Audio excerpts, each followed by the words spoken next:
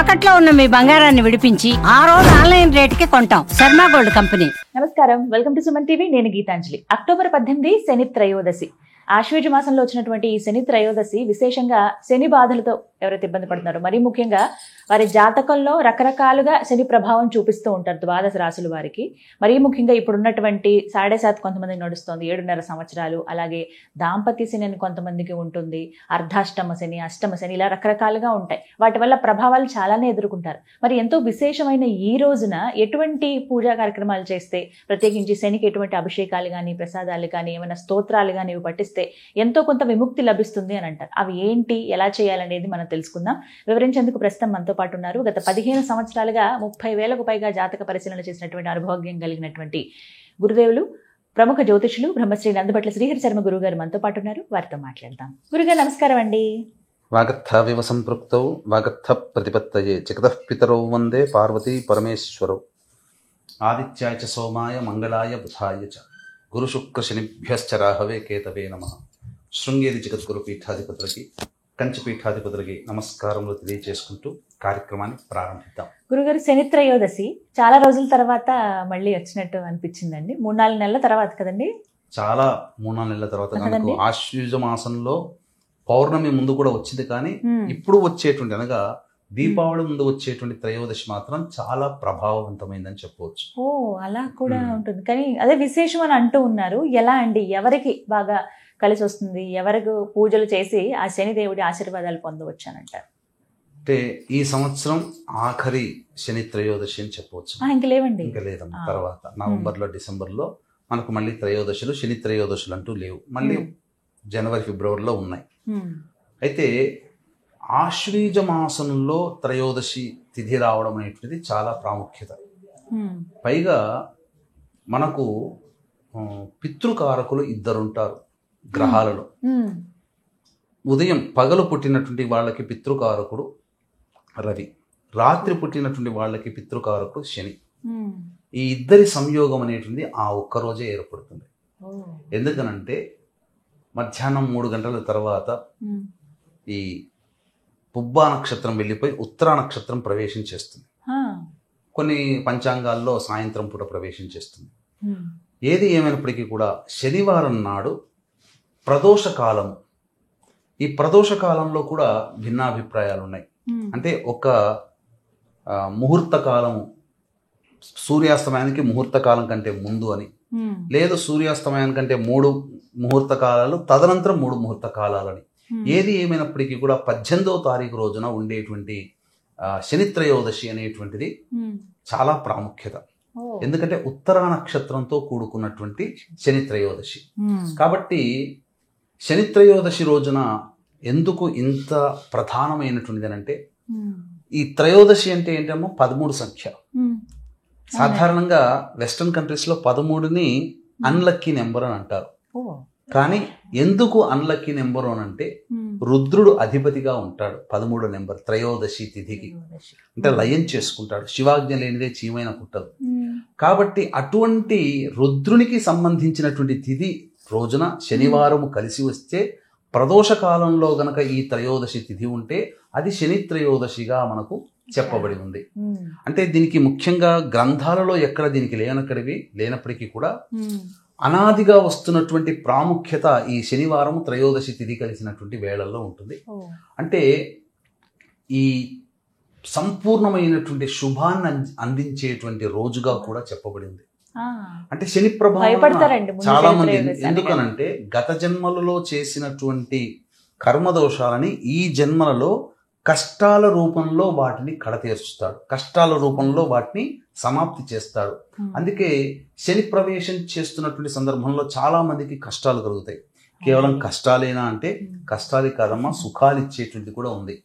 అంటే ఒక్కొక్క రాశి నుంచి అనగా, ఉదాహరణకి వృషభ రాశిలో ఎవరైనా పుట్టారనుకోండి, మళ్ళీ 30 సంవత్సరాలకి మాత్రమే మళ్ళీ శని ప్రవేశం చేస్తుంది. అందుకని దానికి మంగు శని మొదటి దాన్ని, పొంగు శని రెండవ శని త్రయోదశి, 2వ శని జరిగితే, 3వ శని జరిగితే సంగు శని. 3వ శనులు దాటితే సంపూర్ణంగా ఆరోగ్యవంతులు అని అంటారు, అదృష్టవంతులు అని అంటారు. కాబట్టి ఇంత ఎందుకు చెప్తున్నానంటే ఎన్టీ రామారావు గారు ఈ యొక్క శని ప్రభావం ఉన్నప్పుడే ముఖ్యమంత్రి అవ్వడం జరిగింది. మరి అక్కడ నష్టం చేయాలి కదా, జరగలేదు. అదృష్టం కూడా కాబట్టి శని ప్రభావం వలన సకలమైనటువంటి దోషాలు తొలగడమే కాకుండా శివానుగ్రహం కోసం మనం చేయాలి. ప్రదోష కాలంలో శని ప్రభావం అనేటువంటిది అధికంగా ఉంటుంది. కాబట్టి ఈ ప్రదోష కాలంలో, శనివారం నాడు ప్రదోష కాలంలో ఎవరైతే రుద్రుని అర్చిస్తారో ఆ శని దోషం నుంచి బయటపడతారు. ముఖ్యంగా ఇప్పుడున్నటువంటి రోజుల్లోనమ్మా మీన రాశిలో సంచారం చేస్తున్నాడు శని భగవానుడు. కాబట్టి కుంభ, మీన, మేష రాశిలో జన్మించినటువంటి వారికి ఏలిన నాటి శని, మిథున రాశి వారికి కంటక శని, ఇక కన్యా రాశి వారికి దాంపత్య శని, ధనుస్సు రాశి వారికి అర్ధాష్టమ శని, కర్కాటక రాశి వారికి, వృశ్చిక రాశి వారికి యోగ శని, సింహ రాశి వారికి అష్టమ శని. కాబట్టి 2006 నుంచి 2009 మధ్య కాలంలో సింహరాశి వాళ్ళు కానీ, వృశ్చిక రాశి వాళ్ళు కానీ, అలాగే ఈ సంబంధించినటువంటి మేషరాశిలో జన్మించినటువంటి వాళ్ళు కానీ చాలా కష్టాలు పడ్డారు. మళ్ళీ అటువంటి కష్టంలో కొన్ని మళ్ళీ పునరావృతం అయ్యే అవకాశం. అంటే ఏంటి జరుగుతుంది అని అంటే, అనుకున్నటువంటి పని ఆలస్యం అవుతుంది, శత్రువులు పెరుగుతారు, అనారోగ్య సమస్యలు వస్తాయి, ముఖ్యంగా ధన నష్టం జరుగుతుంది, కింది స్థాయి వాళ్లతో ఇబ్బందికర పరిస్థితులు ఎదురవుతాయి, మాటలు పడడము, ముఖ్యంగా రుణాలు తీర్చలేకపోవడము, మనకి ఇవ్వాల్సిన వాళ్ళు కూడా ఇవ్వలేకపోవడము, అడుగడుగు కూడా సమస్యలు అనేటువంటివి ఈ యొక్క మేష, మిథున, కర్కాటక, సింహ, కన్య, వృశ్చిక, ధనుస్సు, కుంభ, మీన రాశుల్లో జన్మించినటువంటి వారికి ఉంటుంది. శని దశ జరుగుతున్నటువంటి వాళ్ళు, శని అంతర్దశ జరుగుతున్నటువంటి వాళ్ళు, అలాగే ఈ సంబంధించినటువంటి శని యొక్క నక్షత్రాలలో జన్మించినటువంటి వాళ్ళు, మరియు శనికి సంబంధించినటువంటి వృత్తులు, చర్మ సంబంధమైన వృత్తుల్లో ఉన్నవాళ్ళు, ఏసీలు, కుమ్మరి వృత్తులు, అలాగే ఈ సంబంధించినటువంటి ప్లాస్టిక్ ఇండస్ట్రీ, మరియు తైలములు, ఆయిల్ మ్యానుఫ్యాక్చరర్స్, వీళ్ళందరూ కూడా శనికి సంబంధించినటువంటి వస్తువులు ఉంటారు. పాత సామాన్లు అమ్ముకునేటువంటి వాళ్ళు, ఇలాంటి వాళ్ళందరూ కూడా ఇనుముతో సంబంధించినటువంటి వృత్తి ఉన్న ప్రతి వాళ్ళు కూడా ఈ యొక్క శని ప్రభావానికి గురవుతారు. కాబట్టి శత్రుక్షేత్రంలో శని సంచారం జరుగుతున్నటువంటి కారణం చేత ఈ చెప్పబడినటువంటి వృత్తుల్లో ఉన్నవాళ్ళు, చెప్పబడినటువంటి రాశుల్లో జన్మించినటువంటి వాళ్ళు ఈ సంవత్సరం ఇదే ఆఖరి శని త్రయోదశి. కాబట్టి ఖచ్చితంగా ఏముందమ్మా, చెప్పుకోదగ్గ పెద్ద ఏమీ లేదు. చేసుకునే చిన్న చిన్న పరిహారాలు చేసుకుంటే గొప్పదైనటువంటి ఫలితాన్ని పొందుతారు. పైగా ధనత్రయోదశి కూడా అయ్యింది, ధన్వంతరి జయంతి కూడా అయినటువంటి కారణం చేత ఇటు ఆరోగ్యపరంగా, ఇటు కష్టాల పరంగా, ఇటు సంబంధించినటువంటి ధనపరంగా, ముఖ్యంగా చాలా మంది ఏమనుకుంటారంటేనమ్మా, ఈ యొక్క శని అనగానే భయపడతారు. కష్టాలు కర్మబంధానికి కారకుడు. కర్మబంధము అని అంటే ఏంటంటేనమ్మా, చాలా మంది ఎదురు చూసేటువంటిది నాకు మంచి భార్య లభించాలి, మంచి భర్త లభించాలి, మంచి సంతానం, ఇవన్నీ కర్మబంధంతో లింక్ ఉన్నవే కదా. రుణానుబంధ రూపేణ పశుపత్ని సుతాలయ అన్నారు. రుణం ఉంటేనే భార్య భర్తలు వివాహం అవుతుంది, రుణం ఉంటేనే పిల్లలు కలుగుతారు. వీటి కోసం ఎదురు చూసేవాళ్ళు ఈ శని త్రయోదశి రోజున ఎవరైతే ఈశ్వరారాధన చేస్తారో వాళ్ళకి అవి సంప్రాప్తం అవుతాయి. చిన్న లాజిక్ ని మర్చిపోతున్నారు చాలా మంది. ఎందుకంటే వివాహం కోసం ఎదురు చూసేవాళ్ళు, ఇక్కడ వీక్షించేటువంటి ప్రేక్షకులు కూడా మీకు వివాహమైనటువంటి సమయం ఉంటుంది కదా, డేట్ అందరికీ గుర్తుంటుంది కదా. ఆ డేట్ రోజున, ఆ రోజున్నటువంటి చక్రం కనుక చూస్తే ఎవరికైతే వివాహమైందో ఆ వివాహమైన రోజున ఉన్నటువంటి రాశి చక్రాన్ని పరిశీలన చేస్తే వాళ్ళకి ఖచ్చితంగా ఏలినాటి శనో, అష్టమ శనో, అర్ధాష్టమ శనో, దాంపత్య శనో నడుస్తుంటుంది. ఆ శని ప్రభావం లేకపోతే వివాహం కాదు. కర్మబంధం ఒకటవ్వరు, గత జన్మతో లింకున్న వాళ్ళు ఒకటవ్వలేరు. వివాహం జరగాలంటే శని యొక్క అనుగ్రహం ఉండి తీరాలి. ఉంటుంది ఖచ్చితంగా, అందులో సందేహమే లేదు. ఎవ్వరికి వివాహమైనా ఇది డ్యామ్ షూర్ అమ్మ. వాళ్ళకి ఏలినాటి శనో, అష్టమ శనో ఖచ్చితంగా ఉంటుంది. ఎందుకంటే గత జన్మ కర్మబంధాన్ని ఈ జన్మల్లో కలపాలి. అది ఒక్క శని వల్లనే సాధ్యం. అలా ఉన్నప్పుడే వివాహాలు జరుగుతాయి, సంతానం కలుగుతుంది, ఇల్లు కట్టుకుంటారు. ఎందుకంటే జీవితాంతం ఒక స్థలంలో ఉండాల్సినటువంటి వాళ్ళు కదా.